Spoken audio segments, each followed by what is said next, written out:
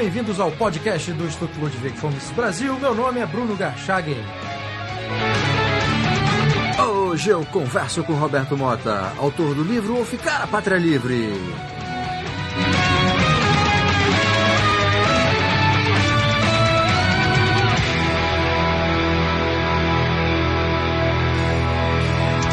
Seja muito bem-vindo, Roberto. Obrigado, Bruno. Roberto, você lançou recentemente o livro Ou Ficar a Pátria Livre, que mostra as consequências negativas da nossa mentalidade estatista e do intervencionismo estatal no Brasil, né?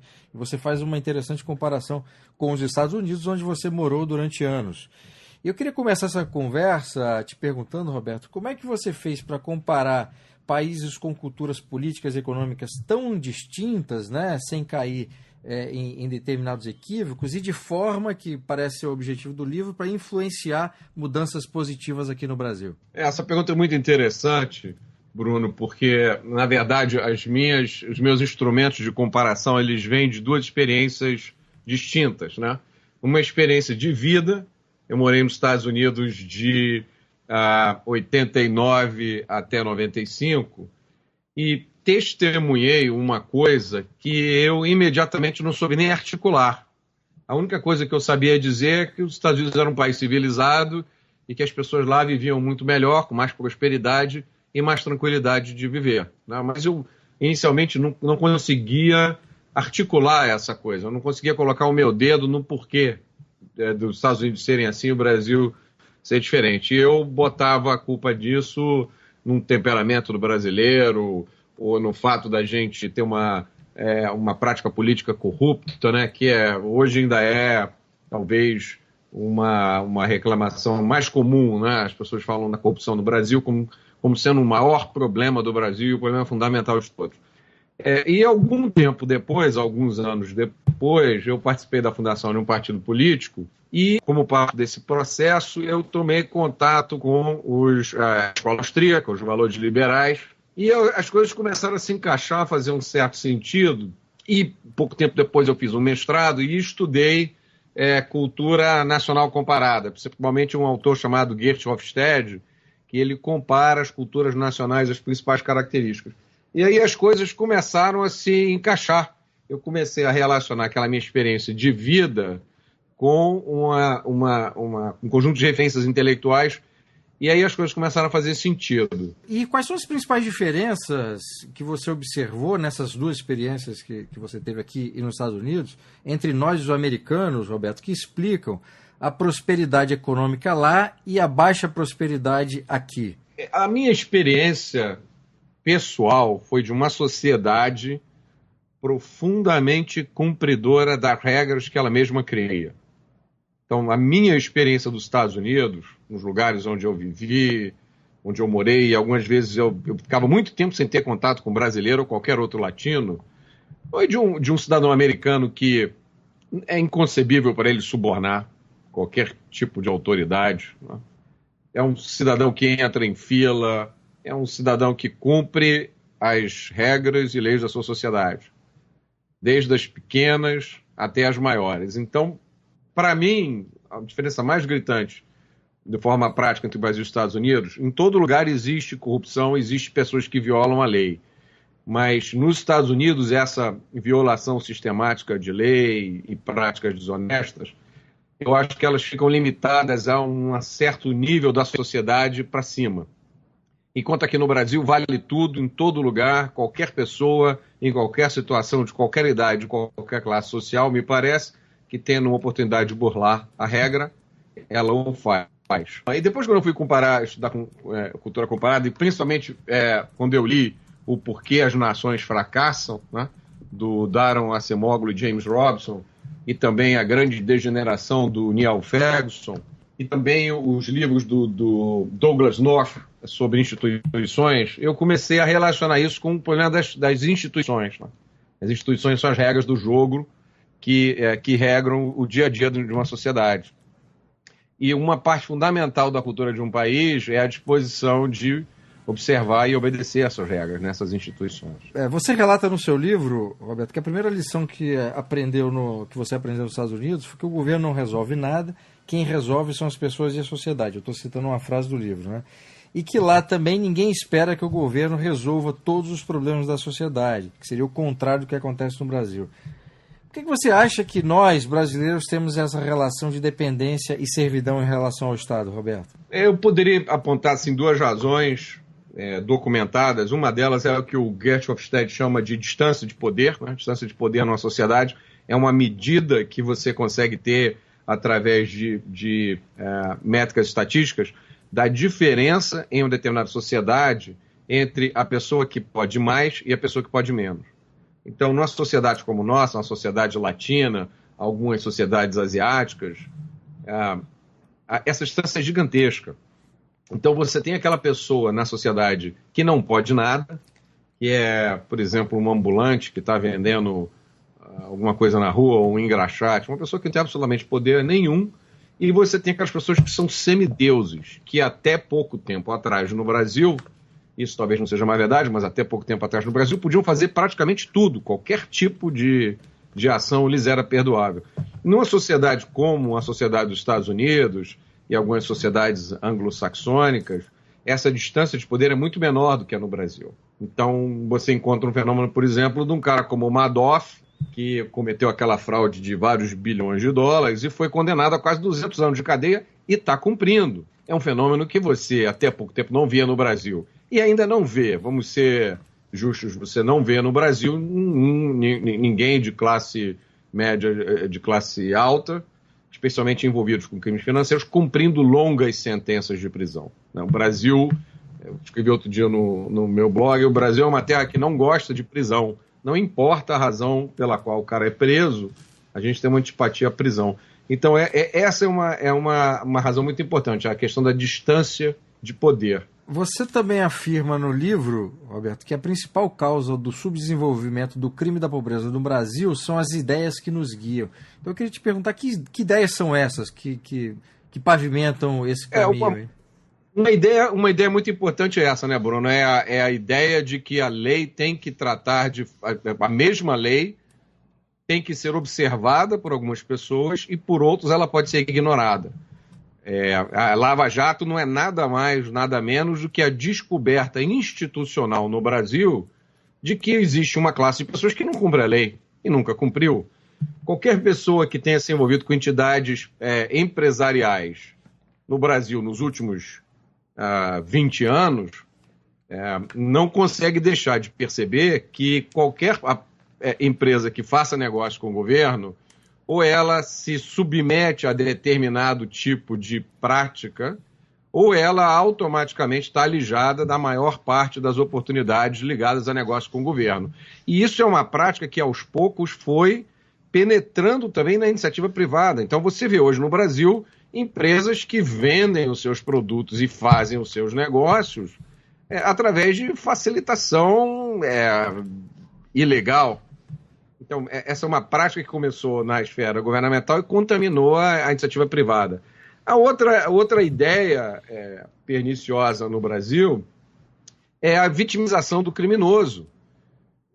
Isso é uma cruzada a qual eu me dedico já há algum tempo. Nós hoje temos no Brasil um nível de criminalidade absolutamente insuportável.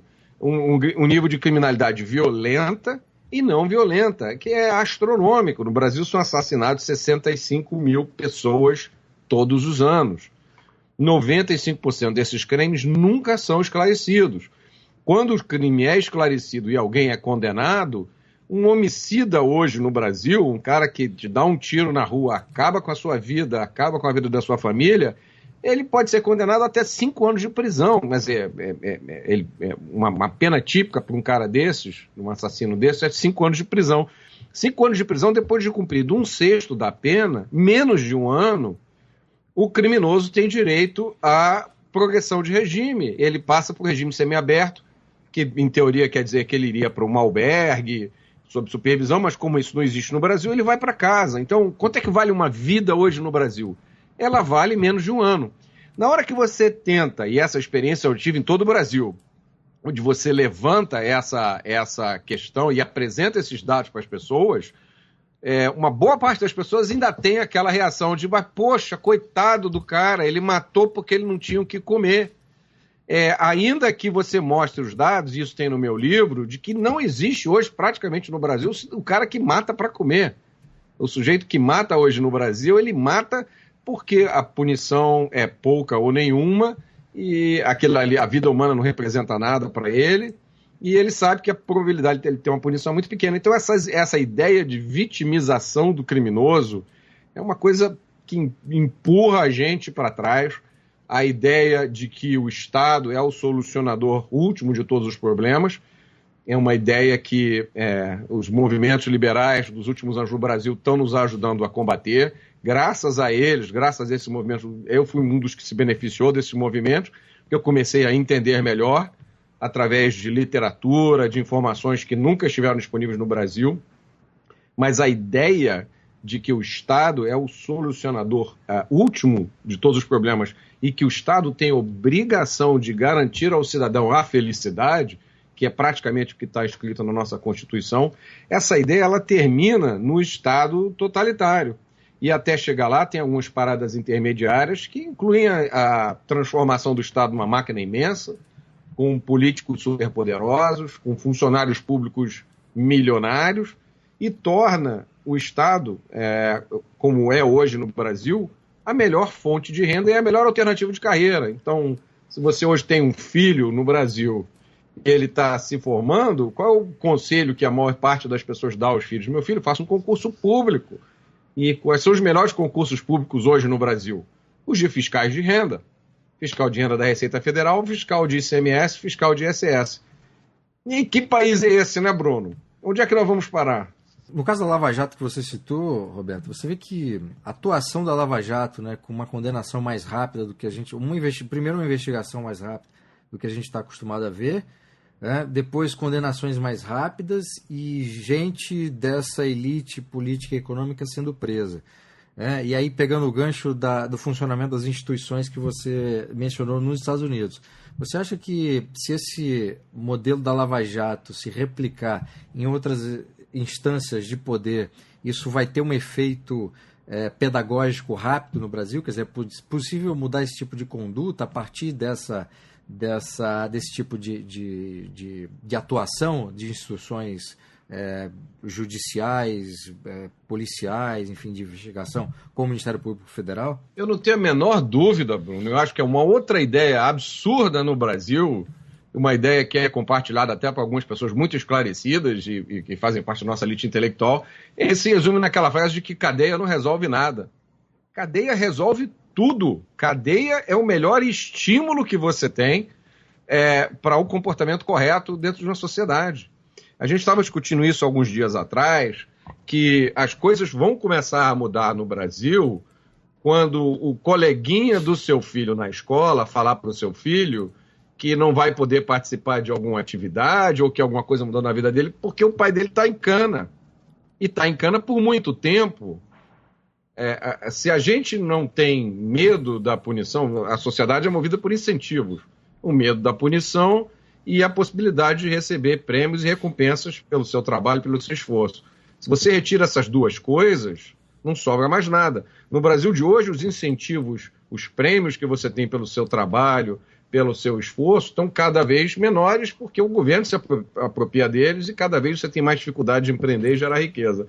No momento que você tira a punição também, e a pessoa pode fazer o que ela quiser, e no meu livro eu cito vários casos recentes, pré-Lava Jato, a gente, no Brasil praticamente não existiu desde os anos 80, nenhum Congresso que não tenha, Congresso Nacional, que nenhuma legislatura que não tenha sido manchada por escândalos de todos os tipos, né? A gente vai buscar lá atrás, desde a época do impeachment do Collor, dos anões do orçamento, é só pegar a capa da revista Veja, é uma fonte interminável de escândalos. Então, cadeia resolve muito. Você ter um ex-governador, ou dois ex-governadores, ou senadores, e ex-presidentes, quem sabe, na cadeia, isso tem um simbolismo poderosíssimo. Naquele trecho do livro que eu citei aqui na pergunta anterior, que é a principal causa do desenvolvimento, e tinha uma relação com ideias, e logo a seguir a essa frase, você também afirmava que se essas ideias, né, que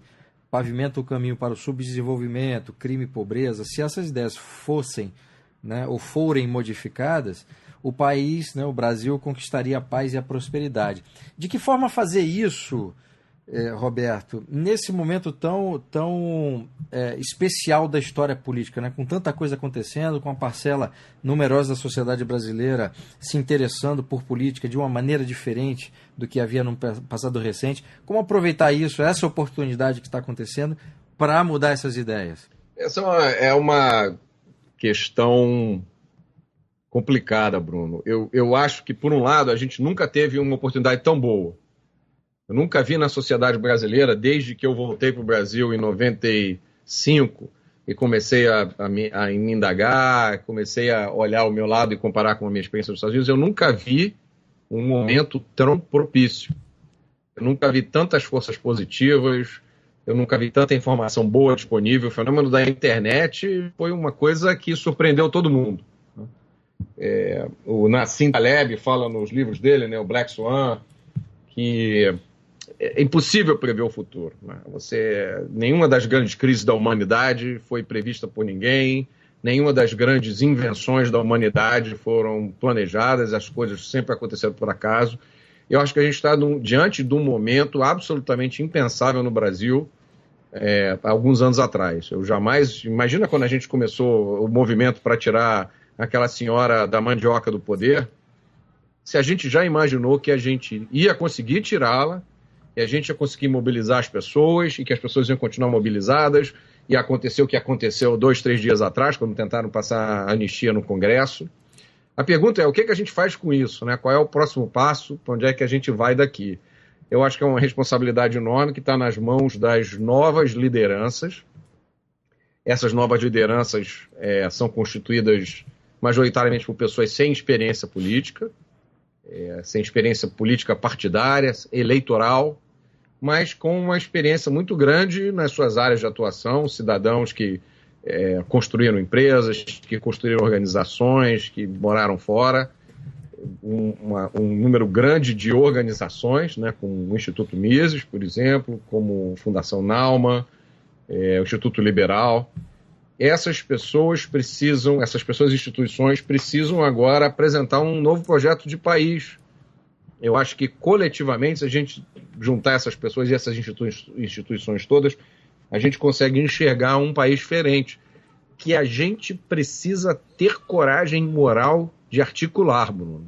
A gente não pode parar diante dos tabus e das questões proibitivas que nos foram impostas pelas ideologias de esquerda. Então, tem muito tabu cultural, tem muitas barreiras, até de linguagem, porque a esquerda se apropriou da linguagem política, da linguagem cívica, e que a gente tem uma dificuldade enorme de articular, mas a gente tem que ter a coragem moral de articular essas coisas. Acho que esse é o primeiro passo. Por exemplo, a gente precisa dizer que a nossa Constituição é um absurdo em vários aspectos, e ela precisa ser revista. A gente precisa ter coragem de dizer que o voto obrigatório é um absurdo.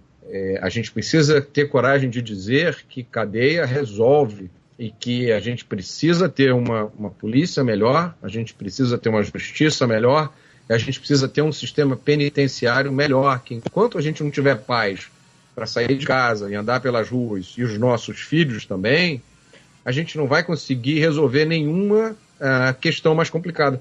E essas coisas, Bruno, elas são... o Thomas Sowell, né, ele alerta muito para uma tática da esquerda, que é tentar amplificar e complicar questões que às vezes são muito simples. E eu acho que faz parte da nossa estratégia identificar o núcleo moral de algumas dessas questões, articular esse núcleo e não abrir mão dele. E aí a gente consegue delinear naturalmente uma pauta, né, de ações, de reivindicações, um projeto legislativo, uma nova visão para as pessoas que vão se candidatar a cargos executivos e sair da repetição de coisas que às vezes são uma mera repetição de pautas políticas que a gente fica discutindo sem sair do mesmo lugar. Né? Em relação ao seu livro, Roberto, por qual razão você decidiu escrevê-lo? Quer dizer, o que motivou? Em que momento você pensou assim, bom, preciso escrever esse livro para contar uma história e mostrar uma perspectiva singular do que acontece no Brasil? O meu livro é o resultado de muitas histórias que eu vivi e que eu sempre quis contar e acabei contando aos poucos em palestras, em apresentações, no Facebook, em meu blog. E eu verifiquei que algumas das minhas experiências eram muito surpreendentes para as novas gerações, especialmente para as pessoas que nunca saíram do Brasil. Então, por exemplo, no meu livro eu falo que uma das coisas que mais me surpreendeu a primeira vez que eu cheguei nos Estados Unidos é que as casas não tinham muro. As casas americanas não tinham nem muro, nem cerca, nem nada. E eu, desde que eu me entendo por garoto, as casas brasileiras têm muros altos. Em cima do muro, antigamente, tinha aquele caquinho de vidro quebrado. Hoje em dia tem câmera, no ano passado eu fiz uma viagem ao Nordeste e vi algumas casas em áreas boas do Nordeste que antigamente tinham uma cerquinha, agora elas têm um muro altíssimo com a cerca eletrificada lá em cima, arame farpado e câmera de vigilância. E quando eu cheguei nos Estados Unidos e vi que as casas tinham um gramado e acabava o gramado, começava o gramado do vizinho, você não via nenhuma distinção de uma coisa para outra. Né? Eu fiquei pensando, mas como é que funciona uma sociedade assim? Se alguém quiser entrar naquela casa, né?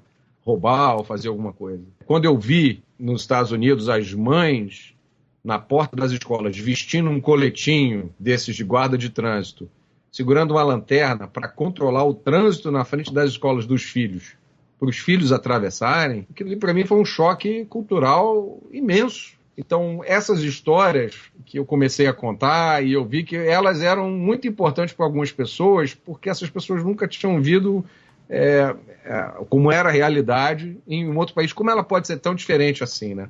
Uma coisa que eu sempre conto para as pessoas também, eu morei nos Estados Unidos 5 anos, eu nunca conheci ninguém, nos 5 anos em que eu fiquei lá, que tivesse tido uma experiência com crime. Eu simplesmente nunca conheci ninguém que tivesse sido roubado, assaltado ou qualquer coisa pior. Então essas histórias eu senti a necessidade de articular e daí saiu o livro. O livro, onde é que se consegue comprar? Ele está nas livrarias, Roberto? Como é que está a distribuição? Ele tá sendo vendido na Livraria da Travessa, online e nas lojas. E ele está sendo vendido também em formato Kindle na Amazon. Roberto, muitíssimo obrigado pela entrevista. Obrigado, Bruno. Foi um prazer falar com você. Obrigado.